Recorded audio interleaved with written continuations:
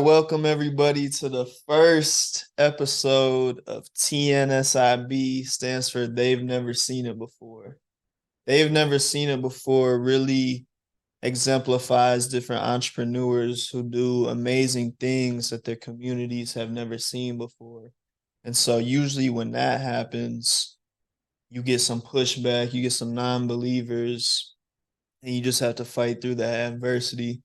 And so I brought an amazing example of that right here. His name is JL Neo. I call him Neo. It's my guy. Neo, why don't you introduce yourself and the companies that you're with? Thank you. Thank you for having me. My name is Hinio. I was born and raised in Rwanda. That's where I lived my entire life. And I came to the US for the first time leaving my country. So it's been a long way gone. Now working with Neo Philanthropy, which is a nonprofit I built and started to help support initiatives that help people in need. And I also have it work with, or we have a partnership with Showoza, which is agribusiness firm that teaches farmers how to elevate their way of doing agriculture. But Neo, so you've been in hedge funds, startups, a researcher in that Shawaza, and then you've also started your own business. So why do you choose to get in such a range of professions and industries, whereas a lot of people, especially at our school, TCU, they're more focused on, for example, finance or supply chain. So why did you choose to diversify? Yes, so one would be related to my upbringing. Actually, in high school, I was studying math, physics, and chemistry. I wanted to be a mechanical engineer. Oh, really? And when I started my undergraduate, I had already changed my mind. I said I want to do business. But when the idea of business came to my mind was when in Neely School of Business, they had the create idea, the create Mm, fun. And so I said, like, there's nothing to lose. I think it's me going in front of people and presenting my business idea. And so I presented my business idea for the first time. yeah, And somehow I got great feedback. And after that, and doing it a couple more times, I started realizing how I'm able to speak for these ideas more yeah. than I am able to speak for something else. And so, How much would you say communication has impacted your life, being able to speak on ideas effectively? Because a lot of people can't do that. yeah, it has helped me a lot. One way is really being able to interact with people and have the ability to express my ideas in a way that they can understand and even challenge me on things I have not thought about, but still go ahead and like, oh, let me go learn this so that next time I'm able to convey these kinds of information to Yeah. these people has been very helpful. And I have also been part of I have heard a lot of TED Talks. I have Mm, been part of your club. true. Yeah. So Talking talking frogs. frog. So yeah, being able to speak is very critical for a student and everyone else because you get to interact with people. And to be honest, I've actually realized that first impression is very important, even when you're not smart, I would say. The way you Okay. impress people, the first impression people have on you in most cases, especially in business world, it makes a big difference in how they perceive you. And a lot of True. times when you're doing great at communication, people give you great feedback and you get the best support you need. And so it's very useful. So my way of diversifying is since I had math, physics, chemistry background, and I was new to this country. I'd never been in a position where I could be exposed to more than a lot of things like I found here. Okay. And so I didn't exactly know what do I want. I knew it was helping my community. It was somehow something that I want my hands on that I can continuously keep doing, but I didn't know what is this thing. Yeah. And so I started looking at hedge fund and things they do. And these are the things I had never seen before, never experienced before. But challenging myself to move and just say, let me go try this world Yeah. was really one way that I think I'm going there, I'm going to learn a lot, and hopefully I'll find something that I can pursue. And so Okay. I go there, I get a great skill, and then the next time I go in venture capital, and then after venture capital, go in research. But then at the end of the day, realize that all these things are so much important in trying to define you or paving a specific path you want to go through, Yeah. which to me was a very big thing. Like today, I'm a strong believer that I want to work in finance and investment world. Okay. Is that like that hedge fund space? Not necessarily. There's Okay. different companies that make. I mean, I can become an analyst, business analyst. I can work for a hedge fund Yeah. now because of, and I can work for a venture capital firm because I have had an experience in all those. In all these spaces, you really see spaces that you fit well in, Yeah. but you have no idea where if you are not in the space. And so Mhm. really moving forward helps you. So the idea of diversification was a way for me to pave some path to really define exactly where do I want to go, and what am I going to get there? Is it gonna Mhm. fulfill my life? Because I really want to do something, but I have to enjoy it. I'm not really pursuing the idea of, oh, I need a lot of money, things like that. I Mhm. want some sort of compensation, but at the same time, I want to do something with passion and love because that's when I perform better. Okay, cool, Yeah. cool. Another question, and I've personally had this question for a long time, just getting into the provost office. Everybody would talk about you. They'd always ask me, have you met Neo yet? You need to talk to Neo because he's always doing things with business or startups. Kind of like I was just asking about how you're literally in everything and successful at it as well. And Thank you. so I guess with that viewpoint of you from America and the people I know, so my peers have a positive view of you. Is it the same as your peers in Africa for everybody, or are there some people that I guess are haters? And if there are some people who are haters or that were haters, how did that kind of affect you as you would explore entrepreneurial things that are different from what they know? Yeah, definitely there's always haters. But to me, I don't really spend much time thinking about them because at the end of the day, I'm there to do my thing and Yeah. impact lives in the best possible way I can. But I was never an entrepreneur when I left Rwanda, or at least it's not something I ever thought about. My thinking was I want to do engineering because in some places some careers have a big demand of people, and Yeah. a lot of people sometimes can join that career even though it's not in the best, it's like not their passion. They just want to be where at least there is chances Mhm. to get a job. And so when I got to America and got exposed, I thought it was one opportunity that I had that a lot of people I left home, especially maybe in my village where I grew up, did not have access to. And so it was my time to come and soak in all the information because I realized that, oh, there's a lot of solutions I see here that Yeah. could be emulated and taken back home. And so how do I make myself be useful in correcting all this knowledge and these skills and thinking about different problems that I have Yeah. grown up experiencing, and then use these solutions to take back home and bring it, like, what skills can I manufacture that is going to be useful to Yeah. people back home? And so, and that's how I started trying things that I've never tried before. Because let's have a simple example. I learned driving here because I just realized every student on campus is driving a car. I said, if I can make friends who have cars, they're going to teach me how to drive. Now I drive, I have a driver's license, I can drive my car. It is great. And so if I go back home and someone needs a driver, Yeah. I'm gonna drive. Or if I So go that's back, uncommon where you're from, driver's license. so it's a hard process to get one. Okay. But I was using it as a simple example just to show you how there is a lot of access to opportunities Yeah, that makes that I sense. had to that most people don't really have access to.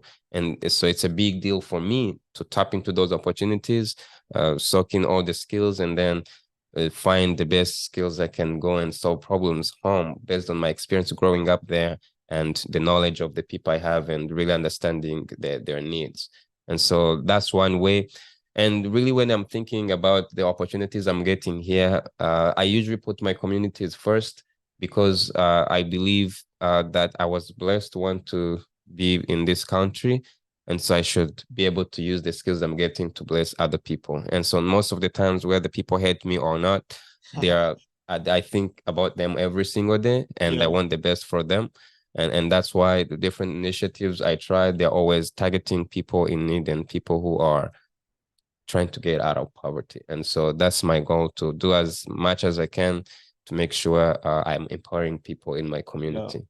Okay. And with that, since you have been so successful, so from your community, what's one piece of advice you would give someone if they're coming to America? One piece of advice I would give people coming to America is a country filled with opportunities and a lot of things to learn. And at the same time, it's a country that there's a lot of challenges you have to navigate through to even be like, oh, I'm fitting in, to be Yeah. able to even form a small friend group, to say I have a community. So one advice I have to tell people is, one, the best thing that helped me was getting interested in people. I realized that you cannot hold a conversation with someone if you're not interested in any part of their story, Yeah. their lifestyle, or things they like to do. Because usually, for example, me, I was not, I never watched movies growing up. And so Yeah. any conversation that involved movies seemed boring to me and I never wanted to participate in. Yeah. But then at the same time, when you look at people participating in those conversations, there are people like me, they just were exposed to movies more than I did. So what can I do to make sure that at least I can contribute to a conversation of that nature instead of deviating the conversation and taking them in a different route? And so I started introducing myself to watching some small movies. It was hard, I would fall asleep, but at least I would get a sense, or they would make a comment, and somehow I would find a way to integrate myself and have conversation with them.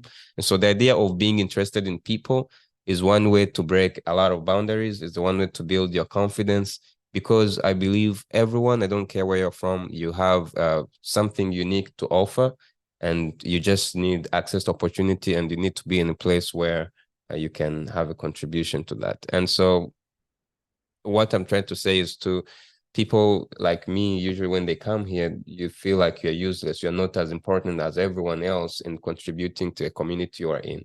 And let's say if I'm on TCU campus, sometimes it was hard to understand what can I offer to TCU as an international student. And so I didn't really visualize that. But I speak to more people, you get to realize that, oh, you're introducing new cultures to campus. You're giving them a different life perspective. You're introducing them to a whole different world and some opportunities around on the continent where you're from, or even things they would never experience. You're teaching them. And so be interested in people, and people are going to be interested in you, and you're going to have a great conversation. And through that, that's how you discover, you get access to information, and then all the opportunities that are available in the US. The best possible way to know is, if you don't have people, you will never know. Internet only is not enough. Okay. So basically get around people. Yes. Okay. That is one thing that I feel like people underestimate, because you need people to do anything in the world, right? Would you agree? I agree 100%. You do need people. If I didn't have people, I don't know, I would have had a terrible time being in this country. Yeah. Nah, definitely. So what is one thing you wish you knew about America before coming? Um, I wish I wish I had a very clear understanding that America has a lot of cultures, and some of them I will never uh I will know they exist, but I wish that I knew I will experience the shock that I experienced when I was Okay. exposed to some cultures. Yeah. Because What's an example of one of yeah, those I'll provide cultures? some few examples. One is I was working in the blue, and so I love smiling, I love laughing, Yeah. and I love saying hello to people most of the time. And so we were on the line lining up, and I was laughing. I saw someone with a big plate, and I laughed, because not that it's a bad thing, but Yeah. it seemed funny to me. I just laughed, and then this person got angry at me, said, "Hey, why are you laughing, man?" and stuff like that. So my point of view of, like, my perspective of what my humor and everything was Yeah. totally different, and so the way he understood my humor was different, and He because thought you were making fun of him or yeah, and something? because I smile, I couldn't understand what's wrong with it. Mm-hmm. So at the first, it was even hard for me to give myself space to understand that, oh, maybe Yeah. this is what he felt. And then another thing is maybe now it's getting everywhere. People are now having access to information. But when I came here, I'm gonna be honest, I didn't know about the LGBTQ plus. Okay. And so Okay. when I got here, I just realized, man, people are confused. I couldn't wrap my mind around it, and I'm being Yeah. very honest. And even professors, even like people who are educated in a lot of ways. And so Yeah. I was shocked by a lot of perspectives, a lot of things that people identify with. And another big thing, I didn't know I was black until I got here. And so when I got here, my skin started getting black because of Hmm. what black means here. It's totally different from what it means home.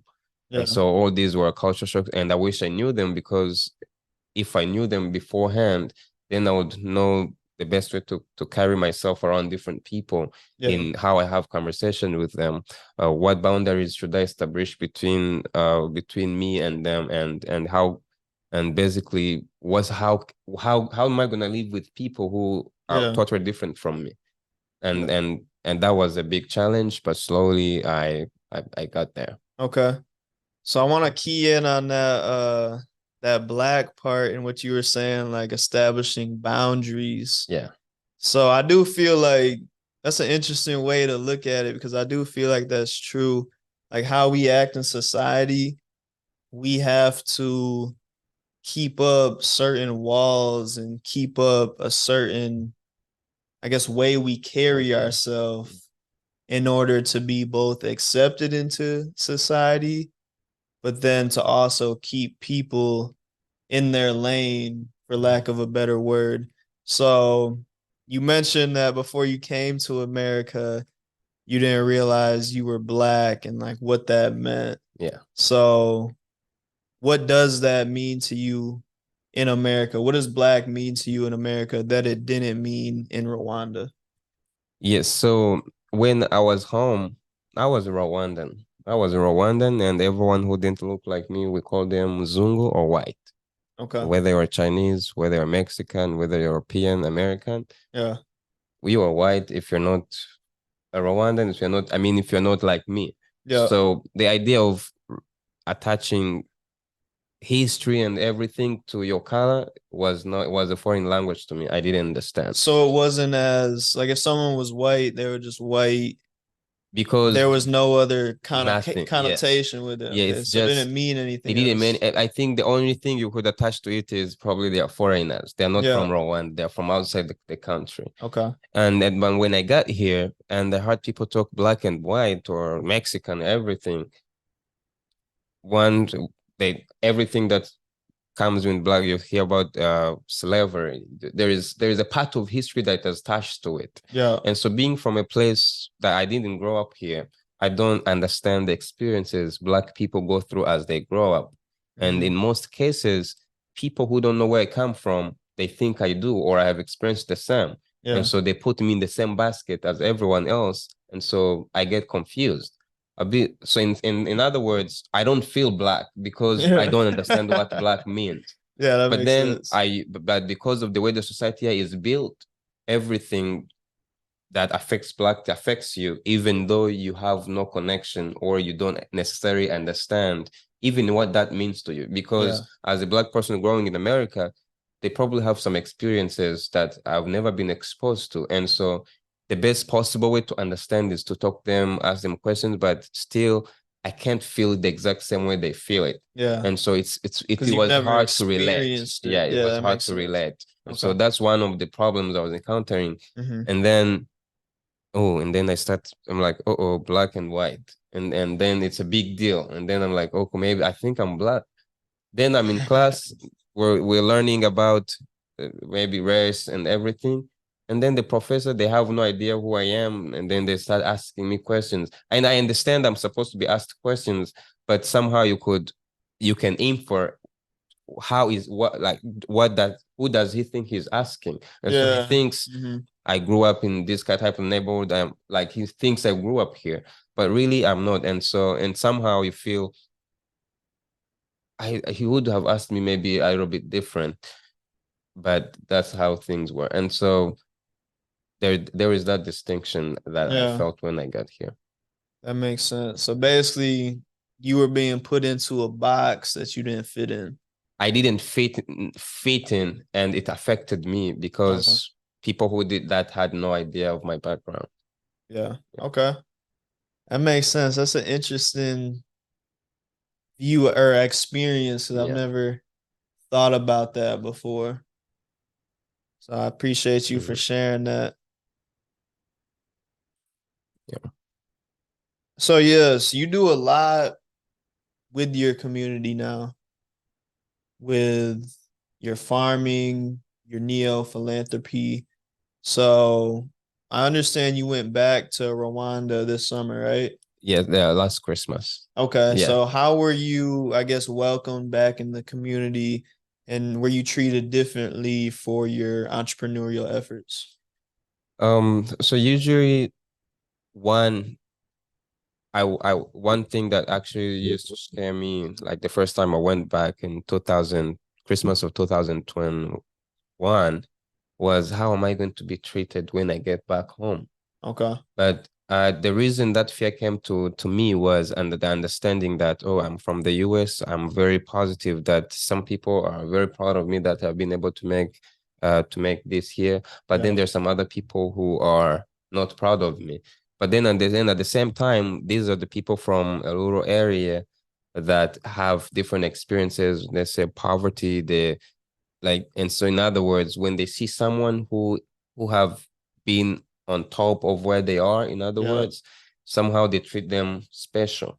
And not Okay. just because they're special, just because I would do the same. I would feel I want to buy you rice because I don't want you to eat beans when you're not used to eating beans. So in other words, Okay. if someone's from a wealthy family and then they visit a rural area, they try their best to feed them better, Yeah. something they're used to. And so even they can spend money or they can borrow something just to make sure at least they get better treatment. Yeah. And so there is aspect of being hospitable, but then there's also an aspect of the mindset that scares me, because if I grew up there my whole life, they have to still understand that they understand the lifestyle I grew up in. They still have to understand that I'm still the same person who can walk 1 mile to get a gallon of water to go in the field and cut grass for our cow, Yeah. but they don't think it's something I can do again. And so when you think that's, so that scares me, because you're like, then how am I going to have fun? Because there's no other people in my village that are there. And so I had to come up with ways to really show them that I understand the struggles we went through. I understand their lifestyle. I understand everything. And that's how actually some initiatives came into place.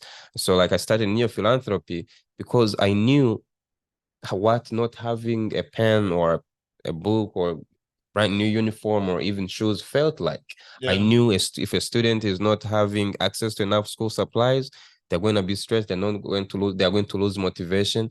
And I understand that even today, I know I have access to a laptop, I have access to things, but it doesn't mean I forgot my roots and how everything like that affected me. And so the best way I could build a bridge was to bring such resources in the best possible I can, and then address some of the issues I experienced before I got here, and just prove to them that in the past I wasn't able to do it, but if I'm in a position to support the community, I am always there. Yeah. So just know I didn't turn into something else. I'm still the same person. Yeah. I was not just in position. And that's how some of the things I do actually, like, they root from there, just being able to respond to problems I experienced that I know is still a reality to a lot of people in my village. Okay. Yeah. So how do you feel about money then? The way I feel about money is you have to have money to initiate a lot of projects. I mean, if you're teaching farmers how to farm, one, they need land, they need to have a lot of agricultural inputs. And the reason you teach them to farm is to make sure they're able to sustain themselves. Because if a farmer have been doing farming for 10, 20 years, but they have never seen farming as something that can support their children's health insurance, Yeah. there is something wrong with what they're doing.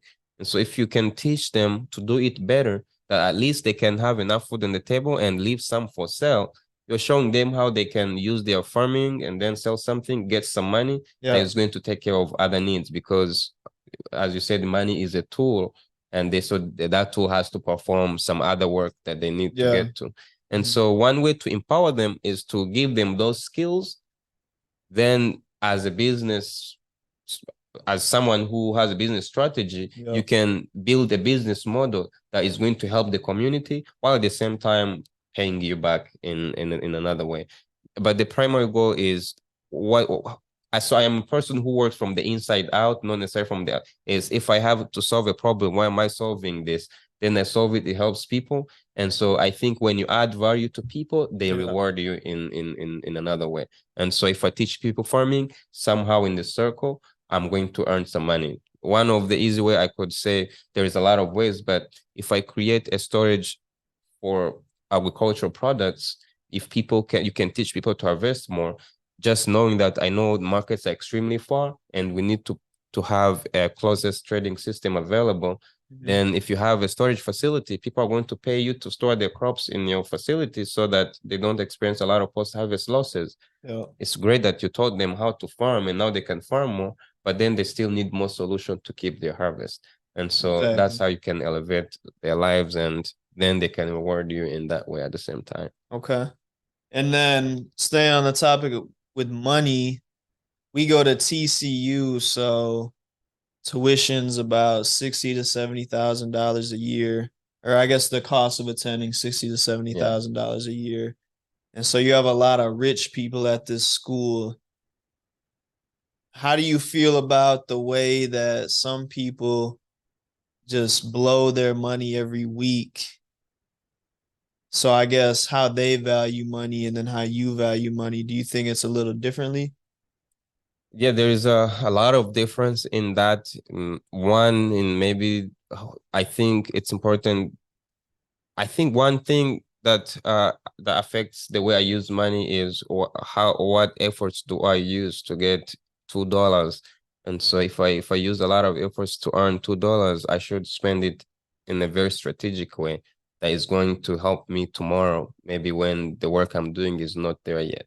But I've seen a lot of rich kids here who use their parents' credit cards. My father does not have a credit card I can take the bank to use.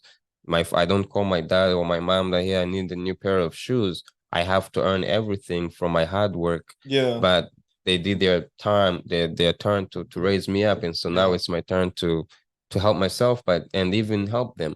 And so Yeah. I would say the environments we grew up in are very different. And so the way we look at money or value it or even spend it can vary depending on how we grew up. Yeah. I've But I never, guess with those environments and growing up with those environments, say you were making $20,000 a day right now, do you think you would utilize the money differently than one of these other people that just blow money? I would, I would utilize it differently. I wouldn't blow it away, obviously, because I have a lot of projects in my head that I want to build a new house that I can rent out to, because my Yeah. village is very touristic and we have people who need places to sleep. I can build something like that so I can generate that cash flow through people sleeping at my house. And so that's one way I can use it. Like then that means if I have a home, people, I'm going to hire a lot of people in my village that are contributing to the construction of the property inside the community, and that's giving jobs to some people who would otherwise be doing nothing. And so that's one way I can use, let's say, if I'm making that amount of money, I can invest to projects like that. Yeah. But if some, let's say if someone is here, and so one, I don't really, I don't 100% understand the reasoning behind the way they spend their money. But my assumption, and I might be wrong, is that maybe they have enough that they're okay to spend either way they want, or maybe they have a different plan. I don't exactly know. But but my way of growing up, Yeah. I didn't have a lot of transactions with money. And Mhm. so I didn't have a lot of money in my hands. And I had a lot of problems that I didn't have money to solve. And so when I have money, a lot of things come to my head and I can't just throw it away because I know I will be a loss. And I Yeah. think being in my position, I have to understand that I have a big responsibility. I have a big responsibility to support my family, my siblings, and it's not easy. And so if you are not buying a pair of shoes or books or shoes to your younger brother, then the money I'm spending to my young brother, I would maybe going out with other people and going in bars and stuff like that. But there's some things that I don't do, not because they're not good, but because I feel the responsibility I have at hand are much more important, and I know time will come where I can do these other things. So basically, I think you hit on two important parts right there. Problems and responsibility for the problems. Yeah. So what I'm hearing you say is people who blow money, they don't have responsibility or problems. So it's like all they have to spend the money on is themselves and what they want to do. Yes. Someone who grows up with problems and is exposed to problems, you take responsibility for those problems. When you get a lot of money, then your money flows to solve those problems. That be correct? It would be correct, but that's also that's an opinion I have on other people. Yeah. Yes, and I got the same opinion. yes, and yeah, and that's because what else would I think? At the moment I don't think what else they will be doing. If from a selfish perspective, I would say, hey man, there's a kid back home that needs a pair of shoes. Why not spend $100 a year to pay someone's school fees? That's from a selfish perspective. I would definitely recommend them, hey, this is something you can do. But people have different calling, they have different way of they feel about things, they can do whatever they want, is their money. But I won't choose their route because I know if I do it, my family won't be happy, my community won't be happy, and I won't be making anyone I also my promise of what I really promise for my community for just being able to access these opportunities, I won't be getting there, and I won't see the purpose of me being here at the end. And I wanted this opportunity to be as useful as can be. And if I can do it, that's when I'll be really thinking, oh man, I've done something and I'm proud of myself. Yeah, I love that, bro. I think that's a good ending note for this first episode of the podcast. Neo, thank you so much. Thank you for taking this time with me. Thank you very much. I'm very happy to be, and thanks for great questions. I have to think and process more. They're just deep questions, but I really appreciate that. Yes, sir. Yes, sir.